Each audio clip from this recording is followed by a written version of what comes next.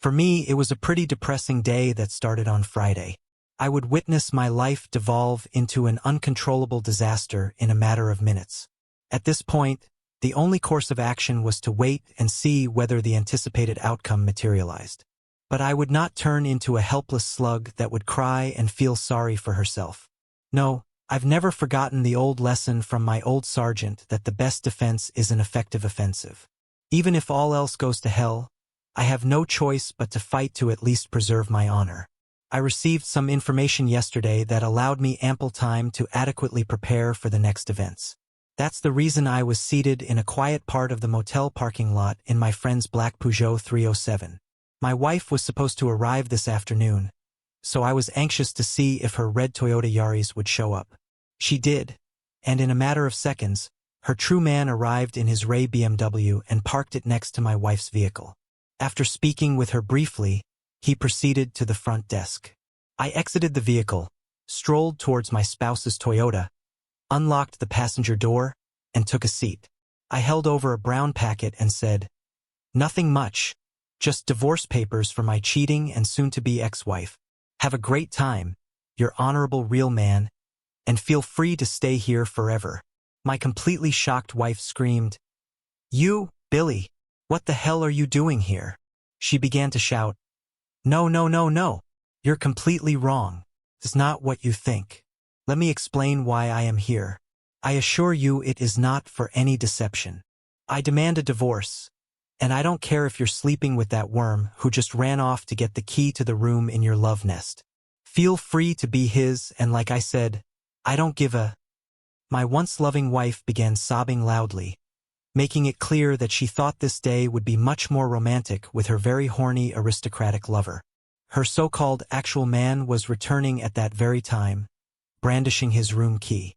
And he asked, "Who the hell is he and what did he do to you?" As he opened Rebecca's car door on her side while she was still sitting there crying.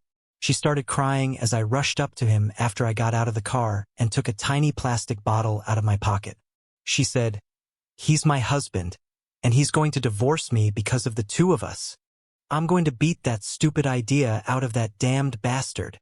I yelled at my partner as he turned to face me, squeezing a bottle containing a solution of shampoo and water to create a spray of water that struck his face. He screamed in rage as his eyes went blind. It was time for my second weapon, a dart with 3 prongs soldered to the tip, while he was briefly rendered incapable. I moved swiftly behind him, then forcefully swung my right arm to drive the dart through his underpants and pants and into his left buttock. It was stuck and could not be removed without surgery because of the barbed tip. I left the obviously failing boyfriend because all in all my actions were successful. He had a dart in his ass, shampoo in his eyes, and the foul language of an elderly dock worker. My adulterous spouse remained seated, sobbing uncontrollably in her armchair. Without any more problems, I made my way to my car and exited the motel parking lot. One thing was certain, regardless of what transpired later that Friday. These couples would not be feeling romantic. The start on Billy Swinson, a 37-year-old man from Sweden who is presently wed to Rebecca, a 36-year-old. Emile and Estelle, our 2 children, are the joy of our existence. After 10 years of marriage, Rebecca and I have been together for 11 years. We should be very happy because we have practically everything that couples in our situation wish for. Unfortunately, though, we are not. My modest opinion is that Rebecca's mother is the primary cause of our discontent. She may not be green, she does not have a tail, and she does not spit fire, but she is nevertheless a very angry dragon that has never missed an opportunity to cause trouble. You could wonder, and why? The beginning was our initial meeting. Rebecca invited me over for dinner. It was not so much a pleasant supper as it was a cross-examination. Following a lengthy interrogation, the dragon finally admitted that Billy is a EY name, and she dislikes people with EY names. Such names were never given to children by upper-class households. Billy, Kenny, Ronnie, Molly, Nellie, Cindy, etc. as an example. I thought, thank you for that. To my amazement, Rebecca and her slobbering, clearly cowardly father said nothing while the dragon made me look foolish.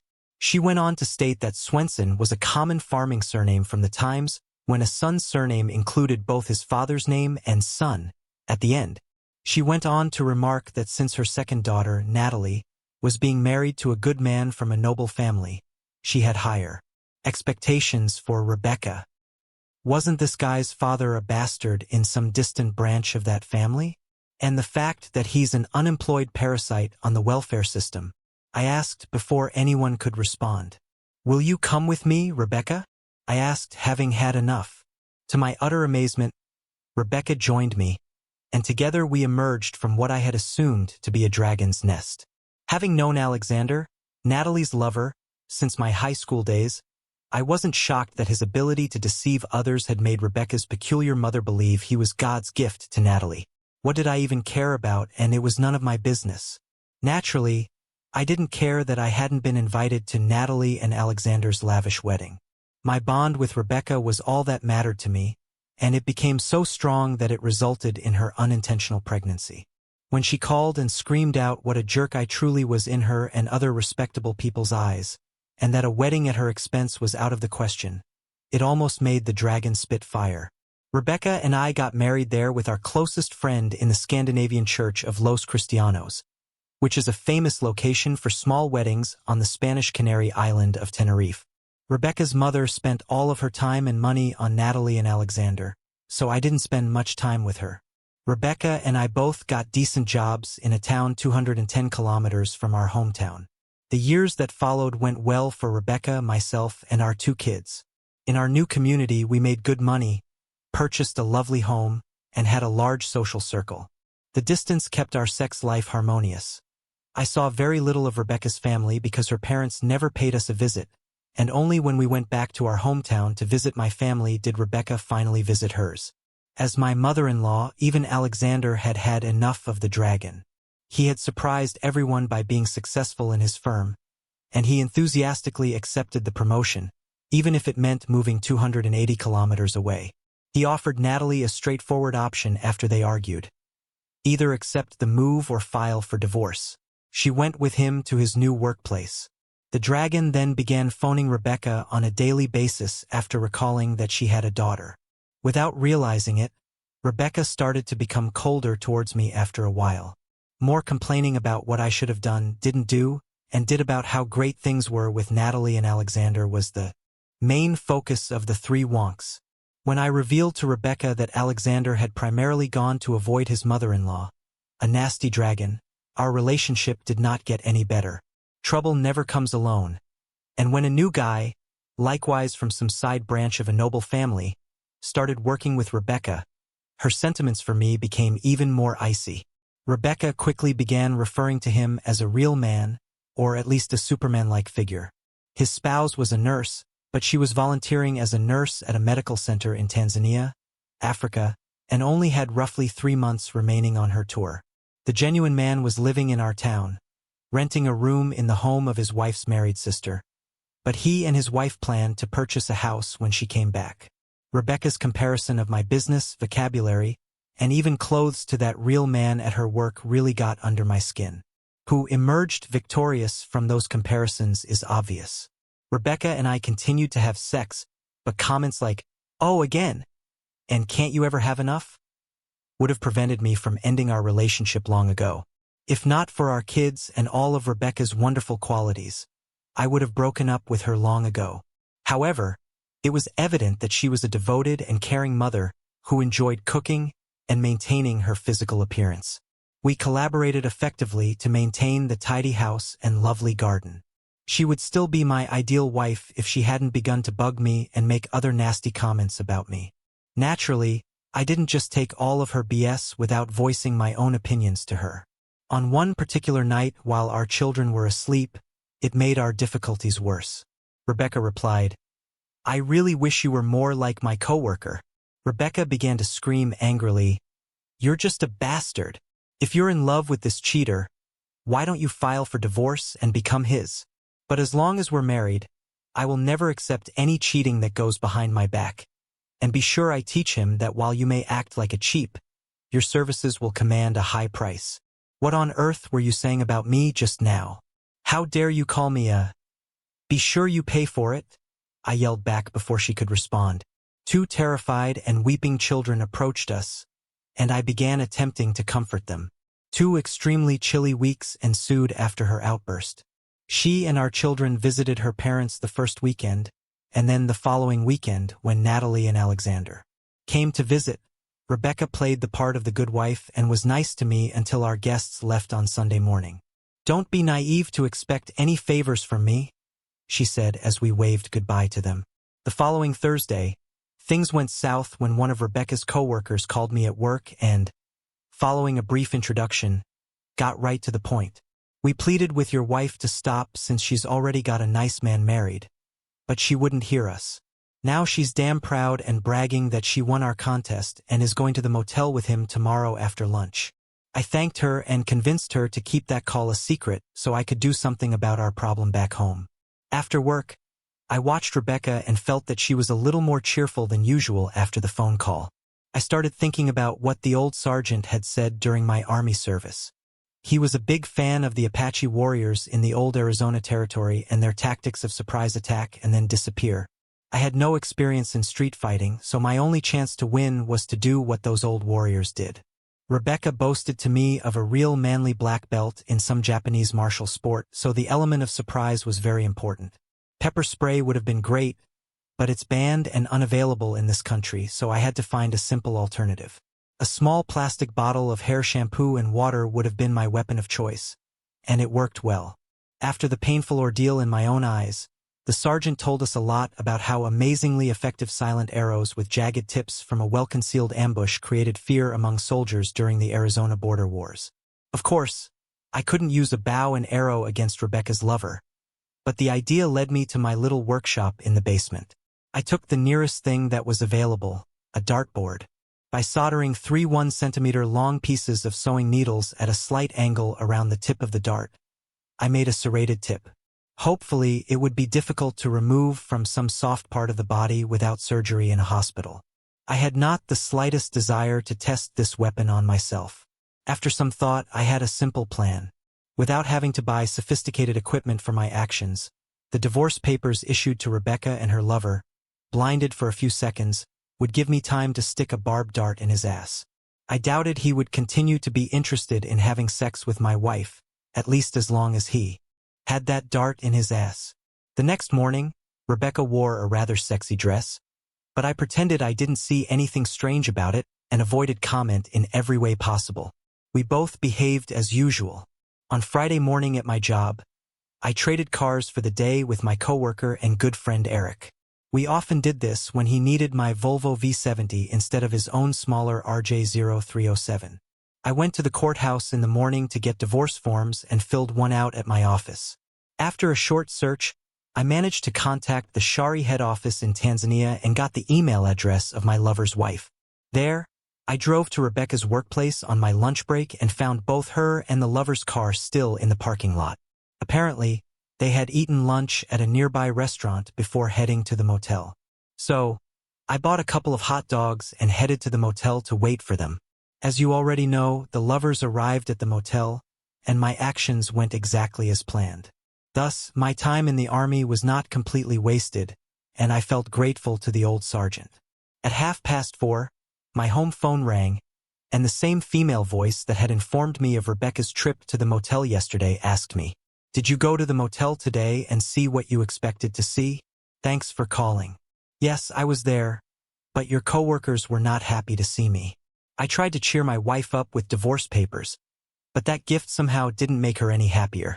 This man threatened to hit me, so I had to defend myself, and he got some damage to his butt. I guess my wife took him to the hospital. It wasn't a very romantic date, at least in my opinion. Is that true? Oh yes, it is. I have no reason to lie to you. My wife isn't home yet, but feel free to call her cell phone and ask. Of course, I can't guarantee she'll tell you the whole truth. Then she, whoever she was, thanked me and asked for Rebecca's cell phone number, which I gave her. I hope they had a nice chat. After that, I sent an email to the wife of a real man in Africa and explained the whole situation. Rebecca got home by 4 o'clock, and it was clear to see that she was not happy at all. She looked at me intently and said, "We have to talk, and we have to do it now, immediately. That's not a problem for me. You and your lover got what you wanted, and you must have been completely crazy if you expected me to be like a slug, enduring the humiliation you and your so-called real man intended to give me. No way, Rebecca. I would never put up with that kind of crap without fighting for my pride, I replied. Although he didn't hurt you in any way, you hurt him so badly that I had to take him to the emergency room of the hospital. Rest assured, you will have to pay for that. In fact, we are 4 adults and 2 children, I told her, splitting the bill for what you and that creep did. You can't be non-serious if you think a poor nurse in Africa is happy after she got my email with information about you and her husband. Now she knows what kind of shameless crook she married and who she trusted. Did you really do such a nasty thing to his innocent wife? Even threatening me with divorce was really disgusting. I didn't threaten you with anything. Just sign the divorce papers, and you'll get fair terms to be a free woman in 6 months. Refusing to sign and going to a lawyer will cost you a lot, and you'll still end up with the same terms. Now she realized I was being serious and started sobbing. Oh my God. Do you really mean it? Please, for the love of God, listen to me. I have not done anything wrong. Yes, you did, by taking up your weak-willed mother's personal grudge against me just because my name isn't upper class. You gave in to her persuasion to treat me rudely. You're infatuated with a colleague that you view as your superior in every aspect, as she has consistently informed me. Then I learned that you had to compete with 2 of your single co-workers to get on a date with this real man. You left work early today to pick up your prize from the silly game you won, which means you cheated on me by hitting a married man. There can be no doubt about those consequences because you are aware of my views on cheating. I did not cheat on you, either today or ever before, that much is certain. And the only man I love is you. Did you forget that we are parents to 2 kids? And what about them? The only reason your sour pussy didn't get booted out a long time ago is because of our kids. Every day, I hear from your mother and yourself about all the things I'm not good at, and how unworthy I am in comparison to that truly creepy guy you dated at the motel and seemed to adore. After realizing that the games were over, we started to negotiate a divorce, and Rebecca signed the papers after I agreed that we should both stay in our home and not date anyone else for those 6 months until the divorce was final. I'm humiliated by your attempted deception and fed up with all the other you always throw at me, she said. Epilogue. This epilogue is written 6 weeks after my actions in thwarting Rebecca's attempted cheating. Strange things have happened in what is left of my marriage. I had discovered a good wife, a really very good wife indeed. Rebecca has turned into a completely different woman who has obviously forgotten how worthless I was just a few weeks ago. Rebecca and I are civil to each other and do a lot more together now than we did a few months before our problems came to light. Of course, we don't share a bed or bedroom anymore. Honestly, I don't miss the quick favors she gave me during those few months before her attempted cheating. It sounds silly, but I believe her when she says she never slept with her real man. The motel date was supposed to be the beginning of their love story, with a little sex now and then. The real man's wife demanded that he come to Tanzania to work for free at an aid camp until her own contract expired. He went there to save his marriage, and his wife sent me an email saying he was doing well and that she had forgiven him. She even begged me to forgive Rebecca, but I don't know what to do because we still have at least 20 weeks to think about it before our divorce is finalized. However, it will be interesting to see if Rebecca is serious about her good wife mission and how long she can continue it. This could be greatly helped if one famous dragon remains submerged in the depths of Loch Ness Lake, Champlain, or simply remains in her nest.